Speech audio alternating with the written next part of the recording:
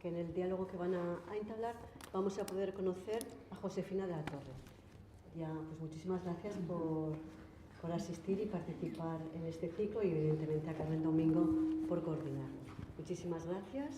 Sí, recuerdo también que la próxima sesión por tema de posible huelga se suspende y ya será el 17.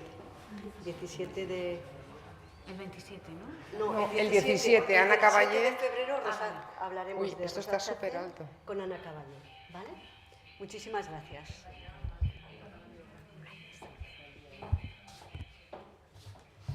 O sea, quedan 2 sesiones, la del 17 y la del 24. El 17 hablamos de Rosa Chacel y el 24 de Adelina Victorina Durán. Ya no sé ni dónde tengo la cabeza.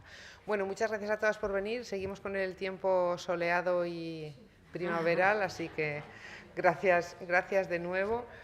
Como os ha comentado Ana, hoy vamos a hablar de Josefina de la Torre. Hemos traído el libro a partir del que vamos a hablar. Ya os dije el otro día que la idea era un poco establecer diálogos con autoras que hubieran publicado biografías de personajes femeninos más contemporáneos. Josefina de la Torre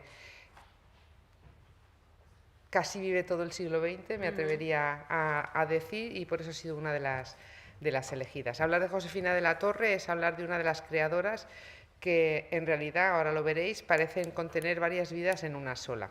Nacida en Canarias a comienzos del siglo XX, fue poeta, actriz, cantante, guionista, dobladora de cine, una artista total cuando esa expresión todavía ni siquiera estaba de moda.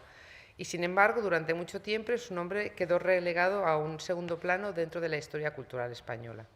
Se la suele vincular, ahora hablaremos de eso junto con Marina también, a la generación del 27, pero su caso es especial. Fue una de las pocas mujeres que participó activamente en ese ambiente literario y artístico, moviéndose con naturalidad entre las artes escénicas y la poesía. No se limitó a una de las artes. Su obra poética tiene una voz reconocible e íntima.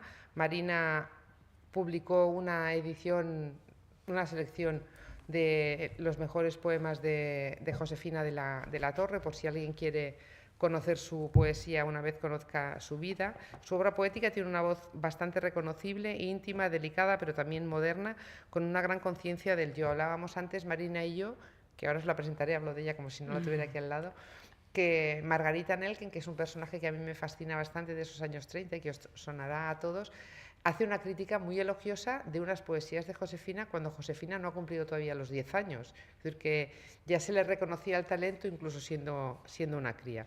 Como os decía, su obra poética tiene una voz reconocible, íntima, delicada, pero también moderna, con una gran conciencia del yo, del deseo, del paso del tiempo y de la mirada femenina sobre el mundo.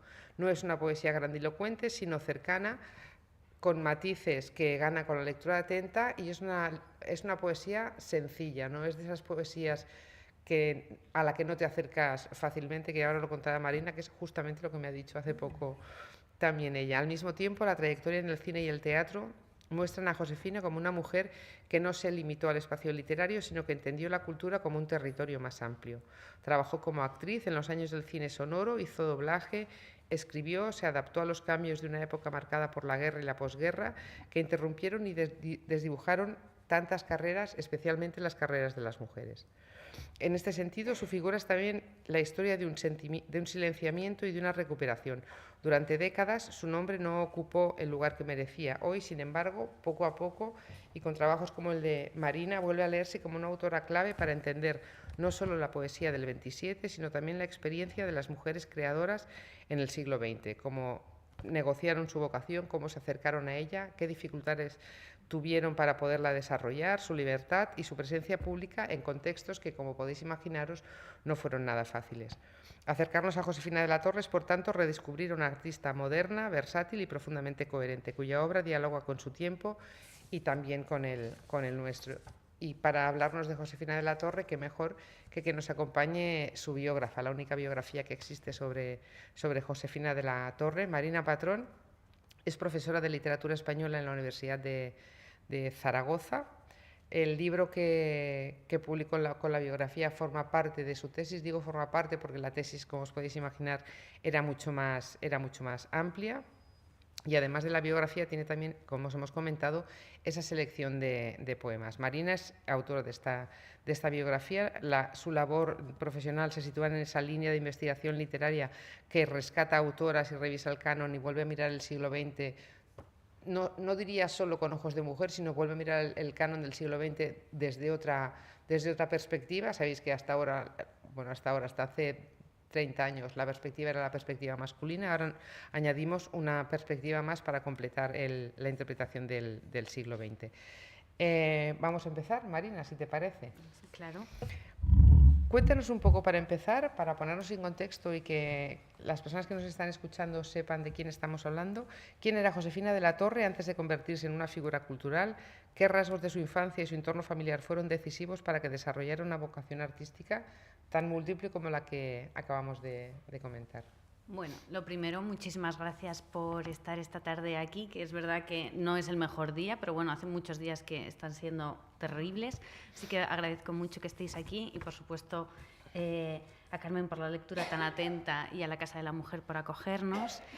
Y, bueno, Josefina de la Torre, digamos que es un ejemplo bastante llamativo dentro de esas mujeres de principios de época, porque ella va a nacer en una familia de las más importantes de Las Palmas de Gran Canaria, que va a tener una serie de recursos porque su padre se dedicaba al comercio y su madre venía de una familia de intelectuales. Entonces ella desde muy pequeñita va a estar rodeada de una serie de recursos que no estaban al alcance de todos, y además va a recibir una educación muy versátil y también una educación musical muy importante.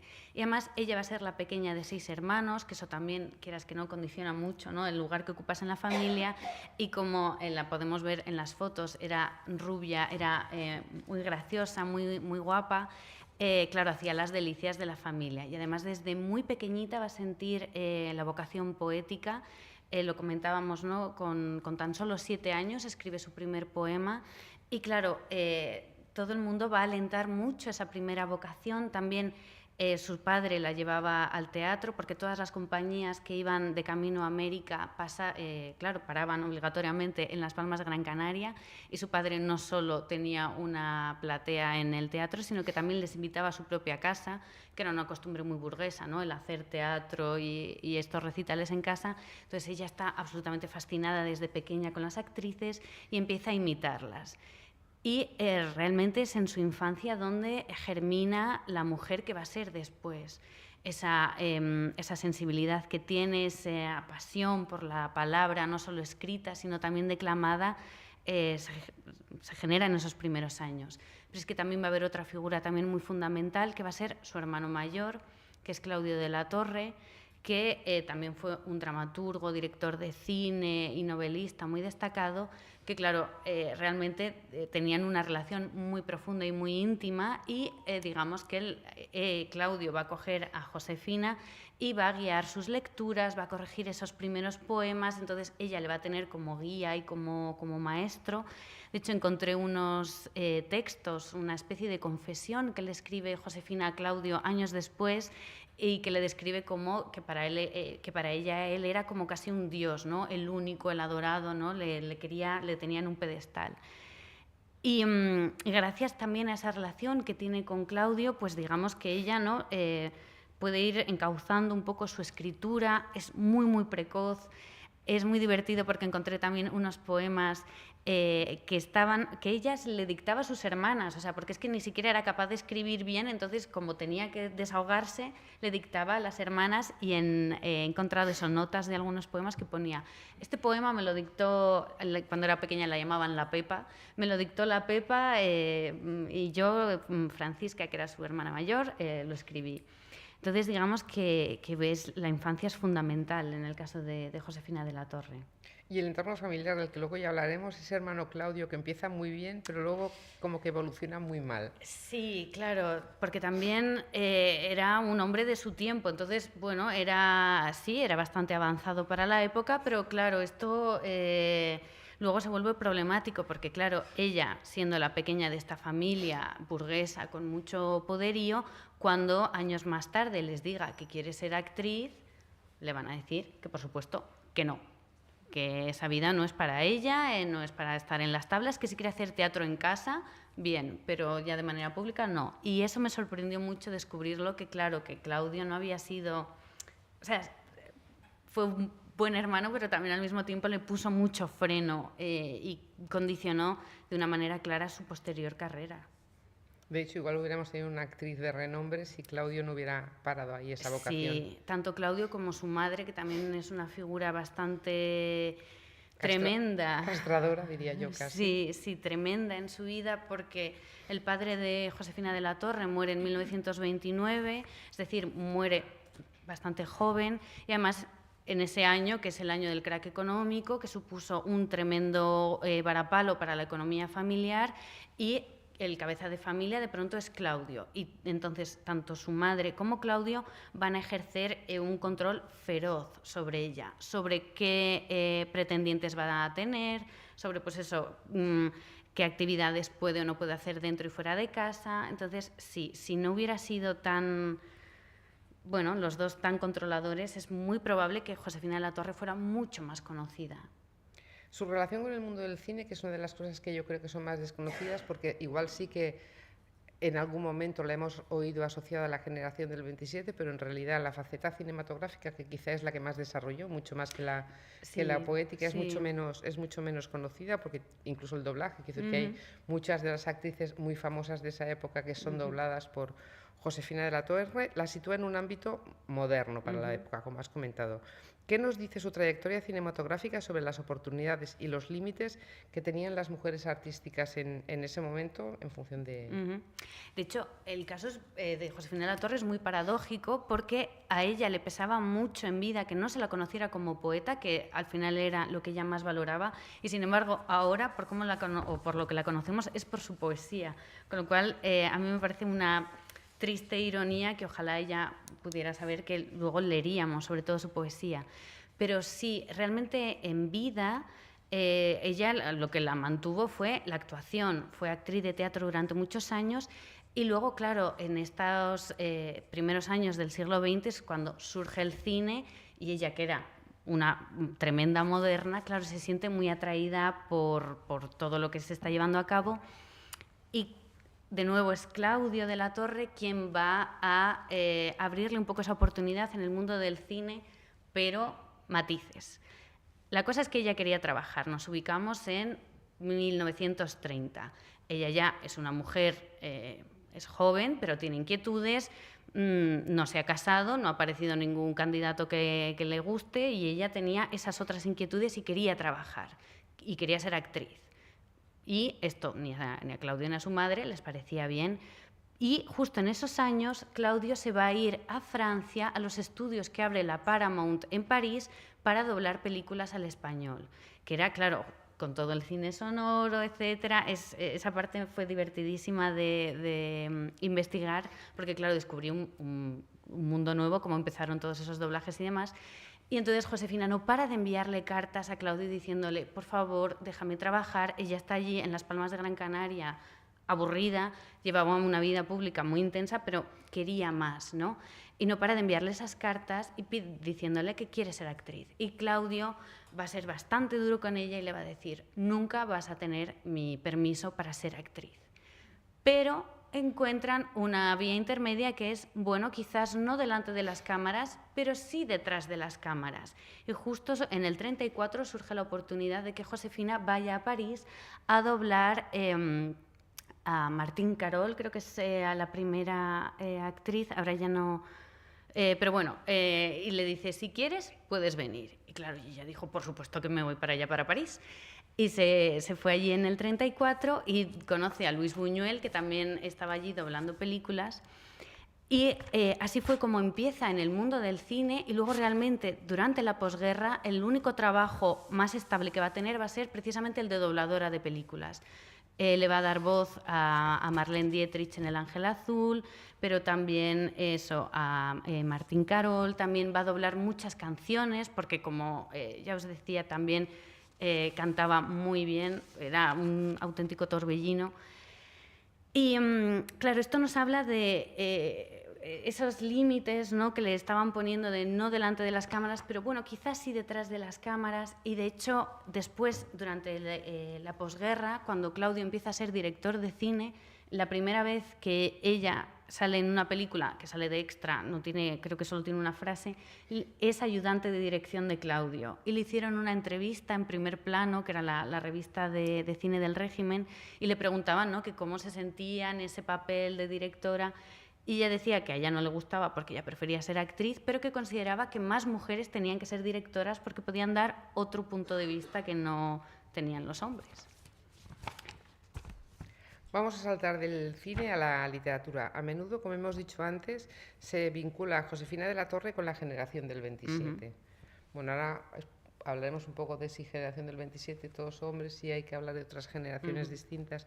¿En qué sentido forma parte de este mundo y en qué sentido se queda al margen de la generación del 27?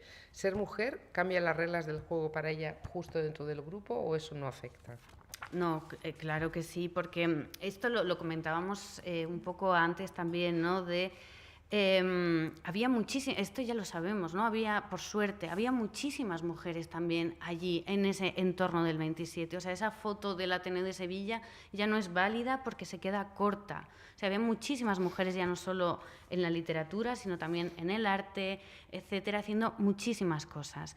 Y claro que condicionaba porque quienes ponían las reglas eran ellos. De hecho, ni siquiera podían frecuentar los mismos espacios. Las mujeres los tenían muy acotados y hay algo que también era muy importante, y es que si no iban acompañadas de un hombre era muy difícil que las dejaran entrar. Y en el caso de Josefina fue por Claudio de la Torre, otra vez, que nos vamos a estar mencionando mucho para bien o para mal, que pudo acceder a esos circuitos. Y de hecho, ella la primera vez que va a Madrid es muy jovencita, tiene 16 años, claro, y se fascina por completo, ¿no?, con ese Madrid de la modernidad. Conoce allí a Margarita Nelken, conoce a Pedro Salinas, que era una lectora apasionada de su poesía, etcétera, pero también ella pronto se da cuenta de que hay diferencias, ¿no? Cuando ella empieza a enseñarle sus poemas a Salinas, escribe en su diario que Salinas se queda sorprendido de que alguien tan joven, ¿no?, pueda tener como esa sensibilidad. Entonces, es muy elocuente cómo se relacionaban. Y ella es una figura un poco a caballo entre el 27, que sí, bueno, podemos discutir, hablamos del 27, ¿no?, etcétera, y el último modernismo canario, que allí ese movimiento duró bastante más tiempo en las islas, porque cuando empieza a escribir poesía, allí los amigos de su hermano, que van mucho a su casa y que son los primeros que leen sus poemas, son los poetas modernistas canarios más importantes, que aquí bueno, aparecen también en esa antología de Gerardo Diego del 27, que son Saulo Torón, Tomás Morales y Alonso Quesada. Entonces ella tiene mucha influencia de ellos en sus primeros versos, que son muy románticos todavía, ¿no?, ese eco modernista, pero también se siente muy atraída por las vanguardias y nos crea unas metáforas estupendas. Luego podremos leer algún poema si queréis. Entonces, está ahí en ese entorno del 27, pero bueno, de manera tangencial, porque lo hablábamos que incluían a las mujeres, pero siempre un poco desde lo anecdótico. Y es verdad que Josefina de la Torre tuvo la suerte, por así decirlo, de ser integrada en esa antología de poesía que hace Gerardo Diego, que hace una primera versión en 1930, que son solo hombres, y muy cortita. Luego hace otra segunda edición, porque claro, todas las antologías siempre son muy discutidas, ya más ampliada. Y ahí aparecen dos mujeres, que son Josefina de la Torre y Ernestina de Champurcín. Pero, de nuevo, se ha especulado mucho por qué solo esas dos mujeres, cuando había muchas más, ¿no? Concha Méndez lo cuenta en sus memorias, que le dice a Gerardo Diego, pero oye, que aquí somos muchas más, ¿no? Y probablemente, yo no tengo una respuesta, pero probablemente sea porque estaban muy vinculadas con hombres de esa generación.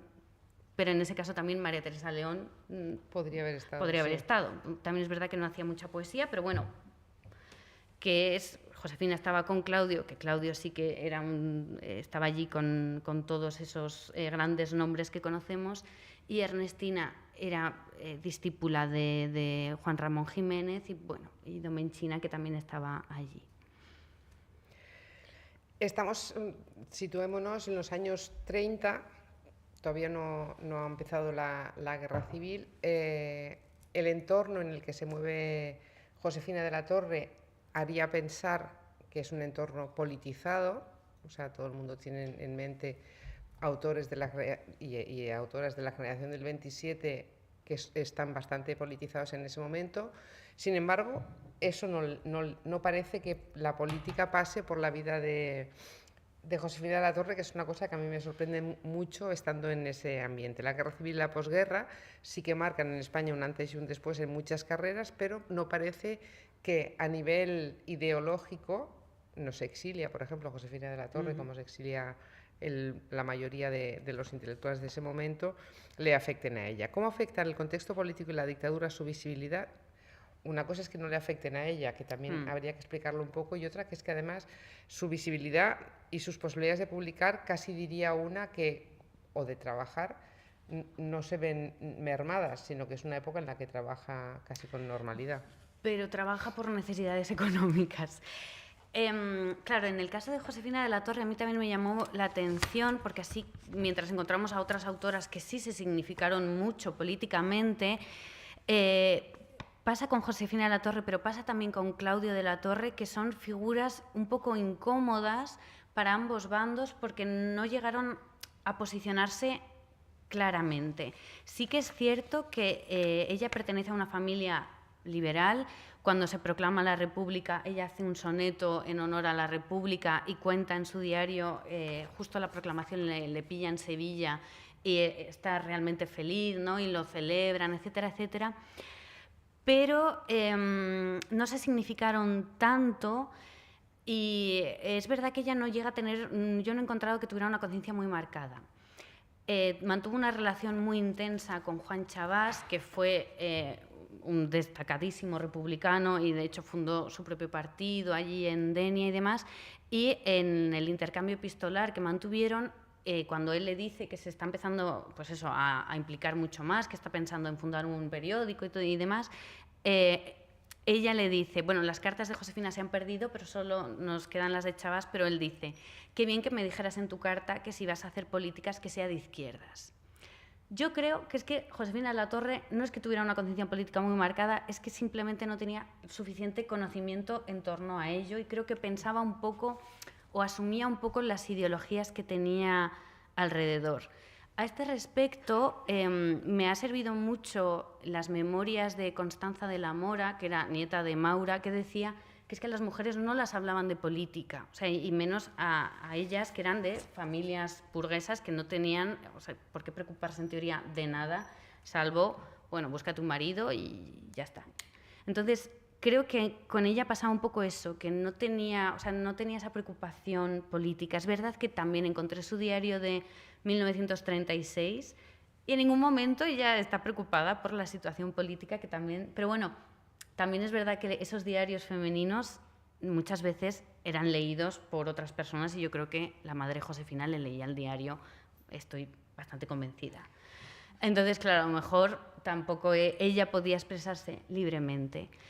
Y también tuvo su tío, casado con una hermana de su madre, fue ministro durante uno de los gobiernos republicanos, es decir, sí que tenían parte de la familia que apoyaban a la República, pero cuando estalla la guerra civil, digo que eran incómodos porque aunque Claudio iba...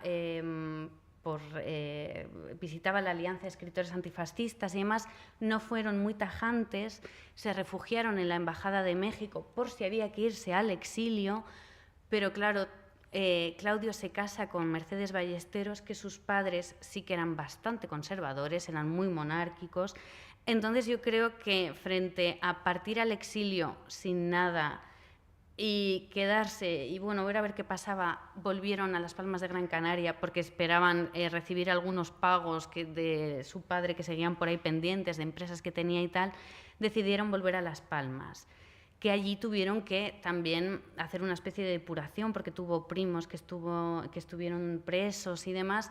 Entonces, bueno, yo creo que es un capítulo difícil, porque es difícil juzgar sin tampoco tener toda la información, pero bueno, creo que hicieron lo que tenían que hacer para sobrevivir, o sea, pasar desapercibidos. Josefina tiene unos poemas horrorosos dedicados como a la Falange, que fueron encargos que le hicieron. Luego ella no volvió a hacer nada más ni con Falange ni nada cuando vuelve a Madrid.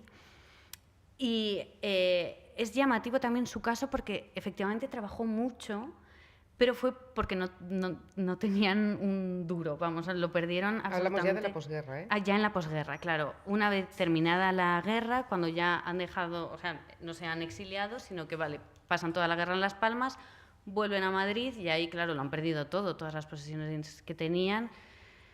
Entonces, claro, la única manera de sobrevivir es, pues, hay que trabajar. Y ahí cambia también ese veto que tenían Claudio y su madre de no, actriz nunca. Le dicen, bueno, pues actriz, ¿no? Y en 1940 debuta como primera actriz en el Teatro María Guerrero. Así que, la vida, ¿no? Saltemos de nuevo a la poesía. ¿Cuál es la voz de Josefina? ¿Existe una voz o es una voz cambiante a lo largo del tiempo? ¿Está centrada en el yo? ¿Es una voz que evoluciona del yo al deseo y aparecen los otros? En definitiva, ¿podemos leer su escritura también como un gesto político? Es decir, podemos hacer afirmaciones de que la poesía, como sabes, en muchos otros autores que no verbalizan la situación, es a través de los versos como la canalizan. O sea, ¿hay una subjetividad en un espacio literario dominado por hombres que se reafirma a través de la poesía? ¿O, por el contrario, es simplemente una poesía, no diría de divertimento, pero...? Ya.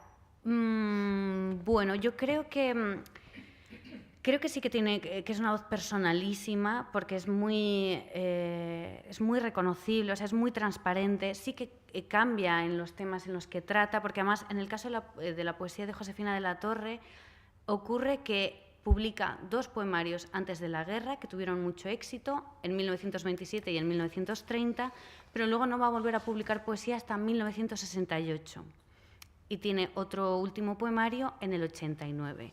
Claro, ese salto tan grande entre las publicaciones hizo pensar que es que ella había dejado de escribir poesía, pero ahora sabemos que no, porque en su archivo, que Josefina además es que lo guardaba todo, la verdad que hacer la biografía ha sido fascinante porque ella me ha ayudado mucho porque lo documentó todo y he encontrado poemas en cualquier doblez de papel, en tickets, en agenditas, en fin.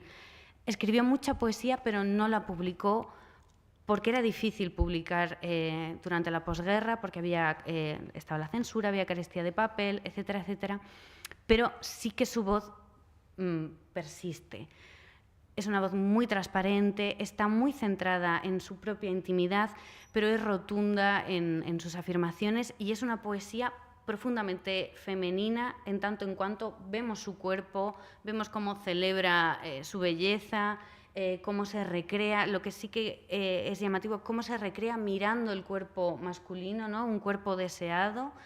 No es muy política en cuanto a sus reivindicaciones porque está muy centrada en su subjetividad, pero sí que nos habla de temas universales, que por eso creo que es fácil conectar con ella, porque nos habla del amor, del paso del tiempo, la infancia, sobre todo en sus primeros poemarios. Está recreando constantemente su infancia feliz en Las Palmas de Gran Canaria, ¿no? Y todos los elementos insulares están presentes. Luego sí que hay un gran cambio en la temática con esos 2 poemarios posteriores, que ella sí que nos habla, si en los primeros se recreaba en su juventud y celebraba su belleza, claro, el paso del tiempo lo llevó muy mal y se describe a sí misma como una ruina abandonada. También empieza a notar, pues eso, que su voz poética cada vez pasa más desapercibida, ¿no? Es más ignorada y ese silencio se vuelve muy, muy opresivo. ¿Por qué espacio poético quería ocupar Josefina? Yo creo que, como antes de la guerra se celebraron tanto sus poemarios, no solo formó parte de esa antología, sino que es que también fue traducida al francés, su poesía, todos la señalaban como la voz emergente de las Islas Canarias. Yo creo que ella se veía como que iba a ser una figura notable en la poesía y, sin embargo, como deja de publicar puntualmente en alguna revista y tal, pero no tenemos un poemario físico hasta el 68, claro, se da cuenta que ese espacio lo ha perdido. Y lo ha perdido tanto en la península como en Canarias, porque ya estaba totalmente desligada de lo que estaba ocurriendo allí y entonces se queda como un poco en tierra de nadie. Y también echa en falta que la generación del 27 se rompe, ¿no? De pronto aquellos que habían sido sus valedores ya no están, o han fenecido o están en el exilio. Entonces hay un poema suyo tremendo que los llama por su nombre, ¿no? Se dirige a Pedro, Jorge, Rafael, y dice, ¿dónde estáis, ¿no? Vosotros que me disteis nombre, ahora... Entonces creo que ella de verdad pensaba que iba a ser una figura más relevante en la poesía. Durante décadas el nombre de Josefina, como hemos comentado ahora, quedó desdibujado. Algo bastante general, no solo en Josefina, sino, como hemos dicho, en todas las mujeres de esa época, artistas sobre todo, o cercanas al ambiente cultural. ¿Cuáles dirías que son las principales razones de esa invisibilidad? El contexto histórico, el hecho de ser mujer, la dedicación a géneros considerados menores, la posguerra invisibiliza distinto que el exilio, la visibilización posterior tiene que ver con el cambio político. Sí, todo suma. Suma el hecho de que ella se dedicara a tantas cosas, o sea, porque no solo eso, escribió poesía, también tiene unas novelas que no las hemos mencionado, pero durante la Guerra Civil empieza a escribir novelas románticas y policíacas, que es muy llamativo porque además las va a firmar con seudónimo femenino. Y normalmente las policíacas se firmaban con seudónimo masculino porque estaban pensadas para un público masculino, pues ella decide que no, que todo lo firma como Laura de Cominges. Y estoy bastante segura, hasta que venga alguien a desmentirme, que ella fue la primera autora en crear personajes detectivescos femeninos en la literatura española, porque tiene una novela de 1938 en la que nos encontramos a una policía secreta que lleva pistola, que reporta directamente al comisario, y eso en la época, claro, ahí en plena guerra civil era impensable, ¿no? Que hubiera una mujer policía investigando crímenes. Pero es que además, lo comentábamos, gran parte de su vida después de la guerra civil fue actriz de teatro y de cine, o sea, demasiadas cosas, ¿no? Parece que se castiga, ¿no? Tú solo puedes ser una cosa, y esta mujer ocupaba demasiados sitios, con lo cual la actriz se comió a la autora, pero es que también cuando dejó de salir en televisión, su última aparición es en 1980 en la serie Anillos de Oro, tiene un papelito muy, muy pequeño, hace de la madre de Ana Diosdado, yo creo. Salen 3 episodios solo y, claro, desaparece por completo del panorama. Y además también le ocurre una cosa en su vida, y es que el gran amor de su vida, que fue su segundo marido, que era 30 años más joven que ella, o sea, es que era muy moderna, va a morir muy joven. Y muy lista. Y muy lista, claro. Muchas cosas ha quedado claro que tonta no es. Va a morir antes que ella, muere en 1980, y eso para ella es un golpe durísimo, durísimo. Y entonces como que de pronto ya no tiene ganas de seguir luchando más, y se queda absolutamente invisibilizada. Pero te quería comentar otra cosa y se me ha olvidado al filo de esto. Ah, sí. Y luego, claro, pasa una cosa con ella, que es lo que comentábamos, su mentalidad política, ¿no? Claro, cuando durante la transición se recuperan todas las figuras que se habían ido al exilio. Pero ¿qué pasa con los autores que se habían quedado? Pues como que parece que... El famoso exilio interior. Claro, como que parece que sobre ellos también... ¿no? Como que, bueno, ellos decidieron quedarse, ¿no? No los estudiamos tanto, que algo parecido ocurre con Carmen Conde, que es una poeta absolutamente maravillosa, que tampoco se exilió porque no quiso, porque dijo, es que si me exilio siento que ganan ellos, ¿no? Y claro, sin embargo, como que, bueno, esas tensiones ahí. Tensiones que ella resuelve como buenamente puede. Sí, porque ella no se mete o sea, no se metió en política, vaya. Ni tiene un contexto politizado ni nada después de la guerra. No. decir, que todo ese contexto que sí que tenía y que todos ellos o se mueren o se van al exilio de la generación del 27, tendrían sus ramificaciones aunque fueran pequeñas. Ella se aleja completamente de todo eso. Es que no participaba. Hay una... o sea, yo no he encontrado nada de ideología en sus escritos, o sea, como que ella se posicionara. Pero, por ejemplo, vuelvo para seguir dando más datos sobre, pues eso, que se movían en esa ambivalencia. Su hermano Claudio, durante la posguerra, hace una tertulia en su casa con su mujer, con Mercedes Ballesteros, y allí va absolutamente todo el mundo. O sea, va desde Alfonso Sastre a Buero Vallejo, a gente del exilio, y encontré una cita que a mí me parece que es bastante elocuente, que es de Max Aub, cuando va a esta tertulia y está mirando a Claudio de la Torre y, le dice, y piensa Max Aub, ¿no? ¿Qué pensará Claudio de la Torre, ¿no? Esta figura que a él nadie le perseguía, pero que no quiso exiliarse, se quedó aquí. ¿Qué se contará a sí mismo, ¿no? Entonces, pues eso, hablaban con todos, pero no se posicionaban. Es curioso.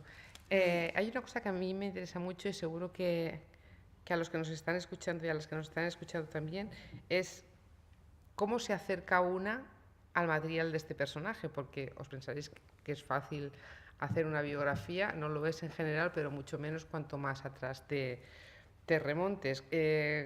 Y una vez nos cuentes cómo te acercas, algo de lo que has visto te ha hecho cambiar la perspectiva sobre el personaje, te la ha afianzado.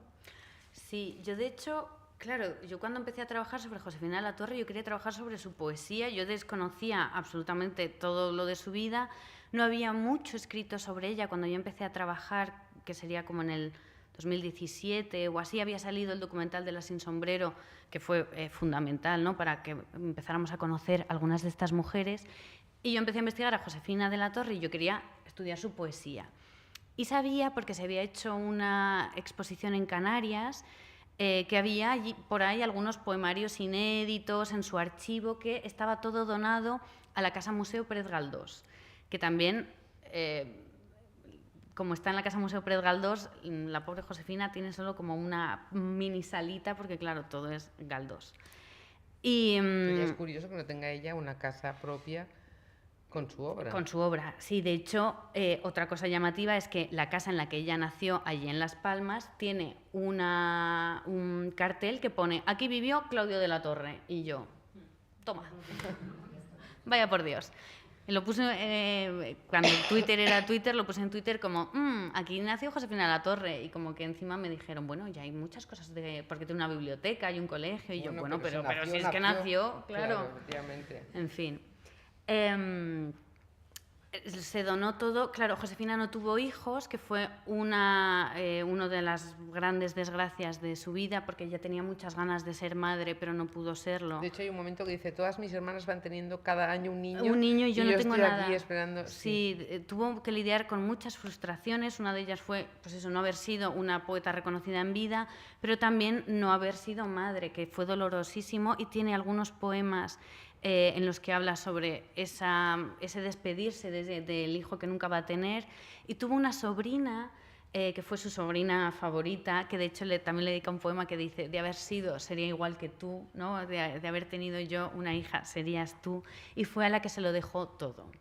Y ella decidió donarlo a esa casa museo. Entonces yo, cuando fui buscando esos poemas, claro, de pronto me empecé a encontrar con que Josefina, es que de verdad que lo había guardado todo. Y cuando digo todo, es todo. Se dedicó a documentar minuciosamente toda su vida, desde las primeras publicaciones, las primeras noticias en las que aparecía su nombre, hasta los últimos programas de teatro, todo. O sea, había una ingente cantidad de sobres con recortes de periódico, un montón de agendas de ella llenas de poemas, todas las cartas que se intercambió con su madre cuando ella estaba en Madrid y su madre estaba en Las Palmas. Bueno, una cantidad de material tremendo. Y claro, y yo me encontré con todo eso y sentí que tenía que documentarlo de alguna manera, ¿no? Porque ella escribía mucho para sus sobrinas, le gustaba copiarles en las cartas no guardó ninguna carta, tuvo muchísimos novios, pero no guardó cartas de ninguno, salvo de Juan Chabás y de él, que fue su gran amor, que fue Ramón Corroto. Pero les copiaba algunos párrafos a sus sobrinas como para que se rieran un poco, ¿no? Como para el cotilleo, básicamente. Y yo creo que ella lo guardó todo también un poco para ellas. Y para mí hay una cosa muy, muy tierna o muy, bueno, que me golpeó bastante, y es que cuando muere Ramón Corroto y ella está absolutamente desconsolada, se dedica a transcribir a máquina los pasajes de las cartas de amor que se intercambiaron y los mete en un archivador negro, y justo al principio mete una nota manuscrita que pone: aquí está contenido todo el amor, pero en sus cartas está su vida, que también es muy interesante. Y yo me quedé, ¿pero para quién ha escrito esto? O sea, ¿para quién va esta nota? ¿Para quién, ¿A quién se dirige? ¿A quién se dirige? Claro, obviamente a mí no, pero fue como, wow, ¿no? ¿Y cuánto tiempo lleva esta nota aquí esperando a que alguien la lea? Entonces me pareció maravilloso seguir esas pistas que ella misma había dejado, y claro, mi percepción de ella cambió por completo, porque para mí era, pues sí, una señora estupenda, ¿no? que había hecho unos poemas que me parecían fascinantes, pero es que cuanto más me iba metiendo, más hilos iba sacando, y más, pues eso, descubrir las películas que había hecho durante los años 40, que son, claro, una locura de ideología. Ahí sí que hay mucha ideología, pero porque era lo que se filmaba. Esas novelas que yo me quedé también prendadísima de cómo esto no se conoce más.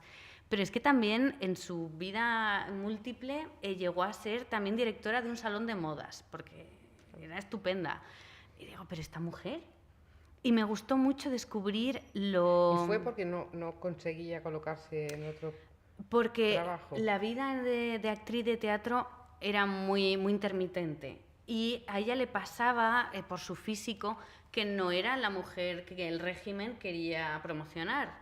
No era esa idea de una mujer española que se tenía, y muchas veces le tocaba hacer de la mala.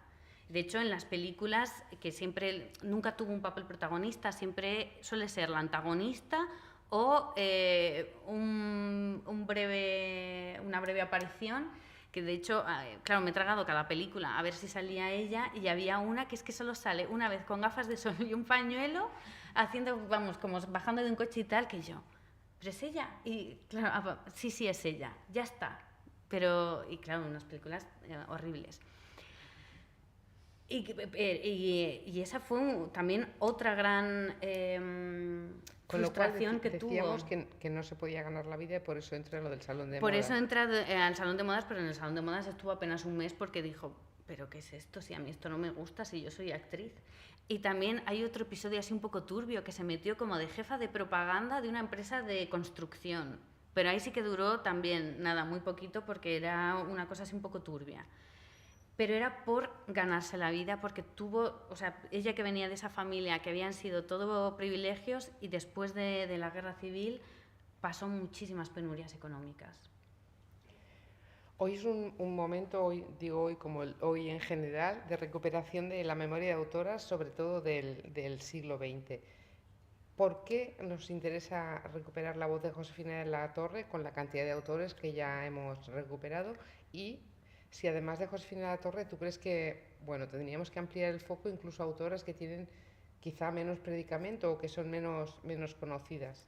Hombre, yo creo que sí. Yo creo que por lo menos tenemos derecho a leerlas a todas, y luego ya podemos juzgar dónde las colocamos. Pero creo que si no podemos leerlas, la historia no está completa. O sea, solamente estamos teniendo versiones, y por lo menos eso, poder leerlas, poder comentarlas, poder conocerlas, ¿no? Poder acceder a sus voces, creo que es fundamental. Y en el caso de Josefina, yo entré eso por la poesía, pero al final luego lo que menos me interesaba era la poesía, porque con las novelas de verdad que estoy absolutamente fascinada. Que no están reeditadas sus novelas, ¿verdad? Se reeditaron en una edición del Cabildo, creo que en el 21, pero creo que ya está descatalogada. De todas maneras, yo estoy trabajando, tienen que salir, estoy ya, vamos, hablando, ya está todo entregado, así que tendrán que salir prontamente unas novelas que quedaron inéditas, que es absolutamente fascinante porque le da toda la vuelta a la novela romántica habitual. Es una crítica contra el amor romántico y una especie de advertencia para las jóvenes de cuidado con, pues eso, cuidado con el amor romántico, que por mucho que tú quieras a alguien, no lo vas a cambiar ni le vas a hacer mejor. Y es muy fuerte porque habla de la frustración que sentían las mujeres porque tenían que guardar las formas mientras que los hombres podían, bueno, actuar un poco más impunemente, y como ellas tienen que refrenar su propio deseo y el deseo ajeno, ¿no? De no te propases. Y además, pues eso, nos encontramos con un protagonista que es pues un fresco que se enamora de la protagonista, y ella se piensa que, bueno, que a lo mejor si le quiere mucho y tal, pues que a lo mejor él se reforma. Pues no. Y me pareció... Es que estos no se reforman. No se reforman. Lo podría preguntar a cualquiera. Claro, tú no puedes, por mucho y se lo que le hubiéramos quieras, explicado, claro. no lo vas a reformar. Y me pareció tan audaz y tan valiente que ella hiciera eso, que estoy trabajando para reeditarla. Y creo que o sea, que el hueco que ella puede ocupar, su poesía nos trae esa voz de Canarias que muchas veces no sé por qué no nos llega, no la atendemos, porque es muy fácil reconocerse en ella, es muy disfrutable, y luego eso, las novelas. Es que son tremendas. ¿Tú crees, cogiendo el hilo de las novelas, que tienen un punto autobiográfico? Porque muchas de las cosas que dices tienen mucho que ver, porque Sí. digamos que lo de los hombres no es su fuerte, la poesía puede ser, el doblaje también, No, pero hasta el escogía final fatal a los hombres, escoge la un pobre. poquito mal la chiquilla. Sí. ¿Tú crees que esas novelas son un poco reflejo autobiográfico? Sí, yo creo que en su caso vida y obra están continuamente dialogando. O sea, y para ella era muy difícil separarlo, y claro, me ha pasado a medida que yo iba descubriendo más cosas de su vida, claro, iba descubriendo nuevas lecturas de su obra. Y cosas tan rocambolescas como en una de estas novelas románticas que publica durante la guerra, habla es una historia de amor por carta entre una madrina de guerra y un soldado. Eso le toca hacer a ella también. Que ella, claro, también fue madrina de guerra y también estuvo a punto de casarse con uno de sus Las ahijados. madrinas de guerra, no sé si sabéis lo que es una figura que nace en el bando sublevado. Luego en el bando republicano hay alguna réplica, pero muy poco. Nace en el bando sublevado y son unas mujeres de las que el régimen se fía ideológicamente. Bueno, todavía no es el régimen, pero en fin, el bando sublevado se fía ideológicamente y les asigna a cada una de ellas 4 o 5 soldados que están en el frente, que no tienen familia, no tienen novia, no tienen mujer, no tienen familia a la que dirigirse, y entonces intercambian cartas. Es una forma de que el soldado tenga una comunicación con alguien. Y de que ellas pudieran tener un novio, porque claro, como se han venido todos los hombres al frente, pues luego había que... Bueno, también es verdad que ellas escribían a 4 o 5, luego Claro. podían elegir... Que ellos no alguno lo volvía, sabían. eso para claro. empezar, alguno volvía y... Sí, alguno volvería. Pues claro, ella también se dedicó a ser madrina de guerra y estuvo a punto de casarse también con uno de sus ahijados. Lo que pasa que él le dijo que cuando se casaran ella no iba a trabajar, y ella le dijo, pues hasta aquí, y no se casaron. Pero retomando en la novela novelas. esta, lo que pasa es que se casan por poder, es decir, se casan sin verse, y esa misma noche hay una batalla, entonces el chico queda ciego, parece que queda ciego, y entonces decide que es mejor que ella crea que ha muerto para no tener que cargar con él. Pero la madre de él se las ingenia para invitarla a ella a casa, bueno, serie de malentendidos, bla, bla, bla, bla. Por supuesto que se enamoran, y luego él se somete a una operación en Alemania y recupera la vista. Bueno. Cosas que pasan.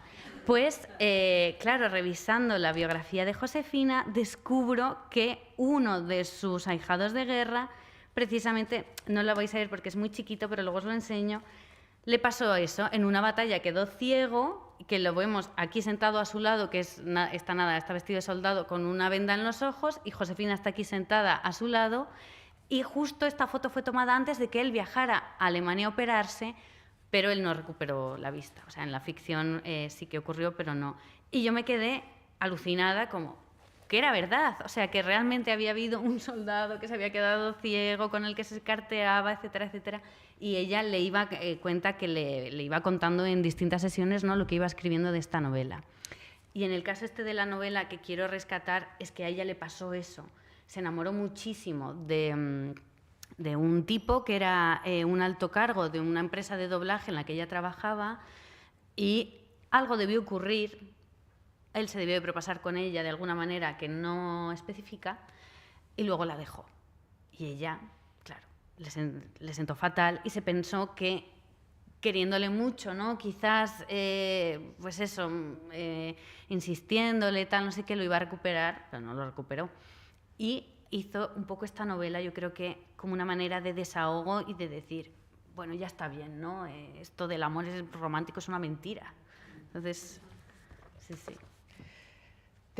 Antes de seguir, ¿tenéis alguna pregunta así para ir cerrando la charla con la cantidad de cosas que han salido interesantes de esta mujer? Pregunta. Te quiero preguntar, como has comentado que escribió novelas policíacas, entonces resulta que como dobló también a Martine Carol tenía 2 películas de un personaje detectivesco femenino, Ajá. que era Natalia y Natalia Agente Secreto. Es Ah, mucha mira. coincidencia, no puede ser que esos personajes tuvieran que ver con alguna novela de Josefina de la Torre. Pues podría ser, habría que mirar de qué años son. Está mirando, ¿eh? Pero podría ser Natalia, Agente Secreto, me has dicho, ¿verdad? Natalia y luego otra Natalia Agente Secreto. Hubo 2, que yo tengo los prospectos de las 2. Claro, esta pone, la de Natalia Agente Secreto pone que es del 59. Voy a ver la de Natalia solo, pero podría ser, porque ella se miraba en estas grandes divas. Además, esta actriz murió muy joven, murió de un infarto con 40 y tantos años. A ver. Es del 57. No, claro, esta novela es del 38. Es bastante anterior. Sí. Pero bueno. Igual fue la francesa la que se leyó la novela de Josefina. Sí. No quitemos posibilidades. ¿Alguna pregunta más por aquí?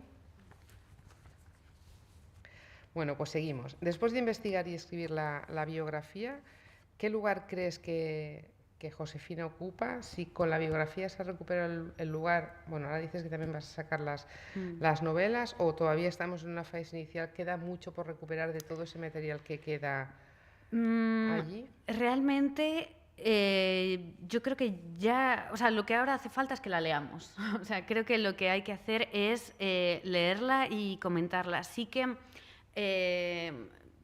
voy a sacar también de cara al 27 otra edición de los poemas reunidos, porque su poesía sí que quizás hay que seguir trabajando mejor el acceso a ella, porque esta antología es una muy buena puerta de entrada.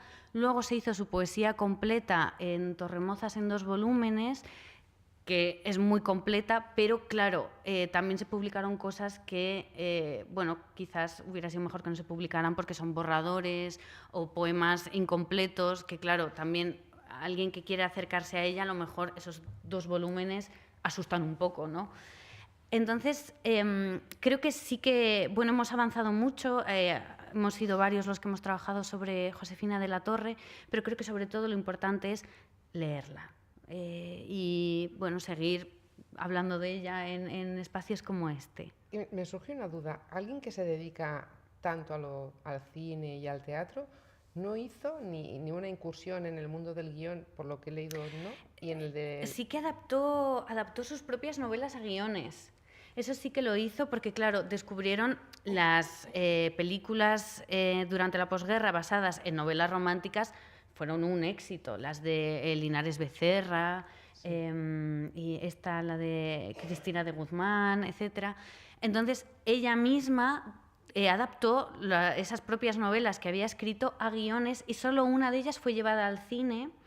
Lo que pasa que ella, no entiendo por qué, volvió a hacer de la mala. O sea, en vez de ser la protagonista, no sé por qué, le tocó el papel de la mala. Y solo sale que ella, la pobre, le pone a su madre, bueno, salgo en 2 escenas y se me ve bien, o algo así, que digo, ay, pobre. O sea, que sí que hizo incursión, sí que hizo incursión en el guión. En ese terreno. Sí, sí, sí. Vale. ¿No tenéis ninguna pregunta, seguro? Pues voy a cerrar con un texto de Josefina de la Torre que a mí me gusta mucho, bueno, que ha puesto Marina aquí como para hacer un resumen de todo.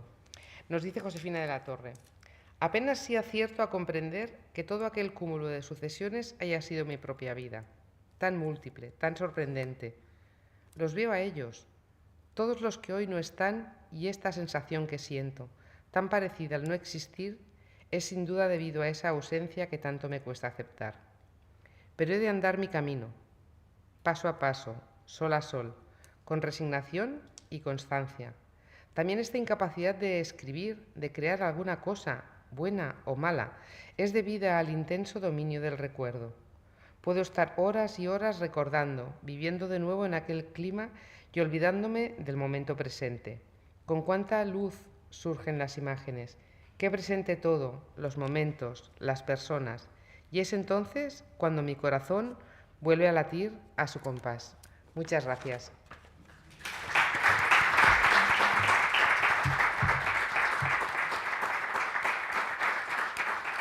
Al final está bien.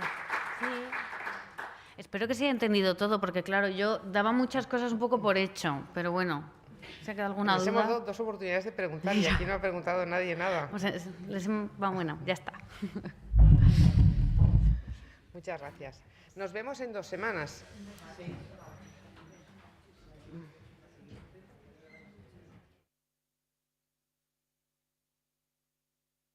Sí, claro.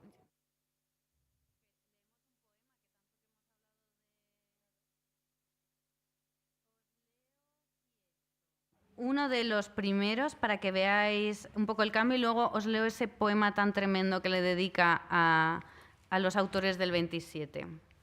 Y luego ya de últimas nos cuentas cómo Josefina estaba en su casa muy mayor y de pronto alguien descubre que existe. Vale. ¿Alguien descubre Que existe. que existe ella? Sí. Sí. ¿Quién era ese? Un momento. Después de los poemas. Vale, os leo este que es muy... No lleva título. Sobre la superficie del mar encandilado de las 6 de la tarde saltan algunos peces que dejan sobre el agua, al caer, una onda. Así, a trechos, bordado el mar por esta aguja, parece que sonríe. Sonrisas que se ensanchan y cierran lentamente. Sonreír de la orilla, encaje de la falda, azul y transparente. Y os leo este poema, es un poco largo, pero bueno, creo que merece la pena. Mis amigos de entonces, aquellos que leíais mis versos y escuchabais mi música. Luis, Jorge, Rafael, Manuel, Gustavo y otros tantos ya perdidos. Enrique, Pedro, Juan, Emilio, Federico. ¿Por qué este hueco entre las dos mitades? Vosotros ayudasteis a la blandura de lo que fue mi nido. Yo me formé al calor que con vuestras palabras me envolvía. Me hicisteis importante. Con vuestro ejemplo me inventé una ambición y tuve vuelos insospechados de gaviota. Gaviota, sí, porque fue el mar mi espejo y reflejó mi infancia, mis septiembres. Amigos que de mí hicisteis nombre, a la mitad vertiente de mi vida, hoy os llamo. Tendedme vuestras manos. Yo me sentí nacer para luego rozar de los cimientos la certera caricia. Pero de pronto, un día me cubrió lo indefendible, algo sin cuerpo, sin olor, sin música, y me sentí empujada, cubierta de ceniza, borrada con olvido. ¿Dónde estabais vosotros, compañeros? Vuestras letras de molde, vuestro ingenio, vuestra defensa contra el desconocido ataque.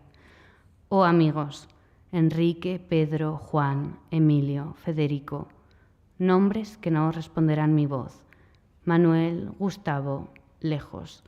Luis, Jorge, Rafael, que aunque el afán vientos nos dé para encontrarnos, ignoro en qué ciudad y si llegará el día en que vuelva a sentirme descubierta.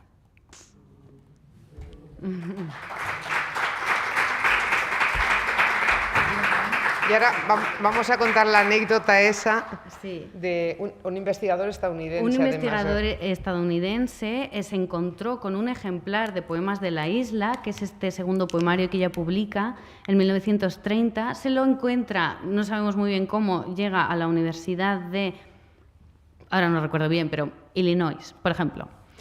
Y se queda prendado y decide que quiere traducirlo, pero no sabe cómo ponerse en contacto con Josefina de la Torre. y empieza a investigar y nadie sabe decirle si está viva, si está muerta, qué ha pasado con esta mujer, dónde está.